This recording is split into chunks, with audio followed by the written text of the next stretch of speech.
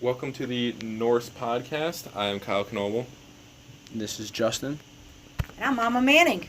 And sadly, Benjamin cannot be here with us this evening. But however, we are here to discuss the Norse religion and their view on the afterlife, and along with Miss Manning's view and her take on the topic.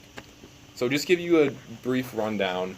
The Norse religion is different from what most people are used to with Christianity, on how instead of burying the dead bodies, they are actually set afire, along with any items that they were used in their everyday life, such as if you were a tradesman, you would be buried with the tools that you would be using in your everyday life. If you were an ordinary man, however, you did not have a trade, you'd be given a sword and shield to protect yourself, along with the journey to be judged by one of the many gods.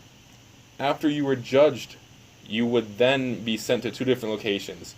Either hell, which was the home of the dead, or Nephilim, which is the world above the dead. And I'm drawing a very distinct parallel here to Christianity, actually, because of the two different worlds on how you have hell, which is a lower one, and then a higher place after that. And then so, Mrs. Manning, I'm going to ask you now, how do you feel about the Norse religion, and what is your take on that? Well, it's interesting that people would be buried with their prized possessions, because that's kind of similar to the Christian tradition of when you are buried in clothing that represents you. For example, I could be wearing my son Eli's number 10 jersey. I could be buried with that. I could be buried with possessions of gifts that students have given me through the years. Also, with the pyres, the bodies were burned. We have cremation that is acceptable or not acceptable with certain Christian religions. And in the afterlife, what really happens? Well, my own view is that your soul leaves your body, and that soul is somewhere out in limbo, be it in a good place or a not so good place, but it's floating out there somewhere. Very interesting. Thank you very much for sharing. That's got to be under 5. And then once the body has been burned, the Hugr, 1/4 of the part of the soul that is responsible for the mind, emotions, and will be going on the journey along with all the possessions that have been burned in order to be judged.